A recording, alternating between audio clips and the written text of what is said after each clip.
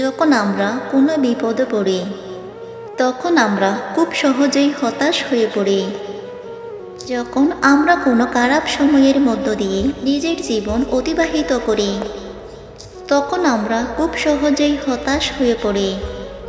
কিন্তু একবার ভেবে দেখুন, বাস্তবতা কি হতাশা কোনো সমস্যার সমাধান নিয়ে আসতে পেরেছে?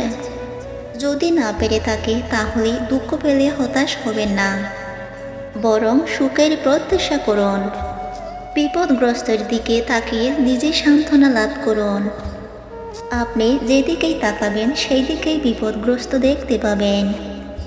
কত মানুষ আপনার থেকেও খারাপ জীবন কাটাচ্ছে, সেটাও আপনার দৃষ্টিগোচর হবে। আসলে আমরা এটা মানতে চাই না যে প্রত্যেকটা ঘরেই সুখ আছে, দুঃখ আছে। প্রত্যেকটা ঘরেই হতাশা আছে, মন খারাপ আছে এবং হাসি খুশি আছে, আনন্দ আছে।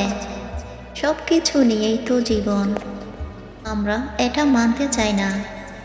আমাদের জীবনের থেকেও কত মানুষের জীবন কতটা কঠিন, সেটাও আমরা বিশ্বাস করতে চাই না।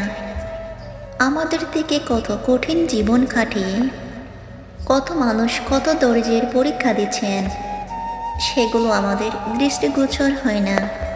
প্রকৃতপক্ষে আপনি একাই, কিন্তু সমস্যাগ্রস্ত বিষয়টা এমন নয়। আপনি যদি অন্যদের সাথে নিজেকে তুলনা করেন তাহলে দেখবেন আপনার জীবনের সমস্যাটা অনেক তুচ্ছ। কত ব্যক্তি কত কঠিন রোগ নিয়ে জীবন কাটাচ্ছে, এমনকি নিজের বডিটাকে নাড়ানোর ক্ষমতাটাও হারিয়ে ফেলেছেন। কত ব্যক্তি জেলখানায় বিনা অপরাধের শাস্তি পাচ্ছেন। কত ব্যক্তি ওই ছাড় দেওয়াটাকে নিজের সম্পদ পৃথিবী বানিয়ে ফেলেছেন।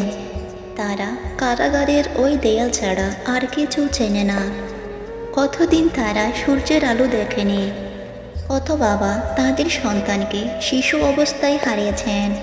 কত মানুষ কত দুঃখে আছেন, কত সমস্যা নিয়ে জীবন কাটাচ্ছেন।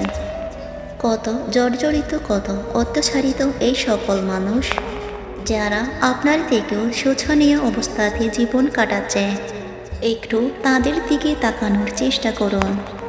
আপনি যখন এদের দিকে তাকাবেন তখন মন থেকে অনেকটাই সাহস পাবেন, মন থেকেই অনেকটাই শান্তি অনুভব করতে পারবেন। নিজের যে সুখ সেটাকে উপলব্ধি করতে পারবেন। আসলে আমরা এটা ভুলে যাই, এই দুনিয়াটা ইমানদারদের জন্য জেলখানার মতোই, দুঃখ এবং বিষণ্ণতার ঘর। সকালবেলা সূর্যের আকাশে যে প্রসাদ এত ঝলমল করে, রাতের লাইটিংয়ে যে প্রসাদ দেখতে অপরূপ লাগে, সেই প্রসাদ সামান্য বিপর্যয়, সামান্য প্রাকৃতিক বিপর্যয়ের সম্পূর্ণ দখলের সাথে হয়ে যেতে পারে। আপনি দেখেন, কখনো জীবন শান্তি নয়, দেহ সুস্থ, সম্পদ অডেল। আবার কিছুদিনের মধ্যেই মৃত্যু, বিচ্ছেদ, দরিদ্রতা, অসুস্থতা ঘটতে পারে। মহান রব্বুল আলামিন পবিত্র কোরআনে তো এটা স্পষ্ট করে দিয়েছেন।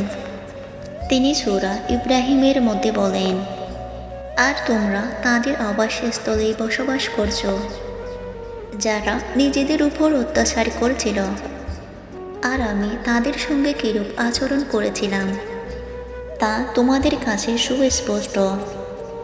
আমি তোমাদের জন্য অনেক দৃষ্টান্ত উপস্থাপন করেছি। আসলে যে কোনো প্রতিকূল পরিবেশন সঙ্গে নিজেকে মানিয়ে নেওয়ার নামই তো জীবন।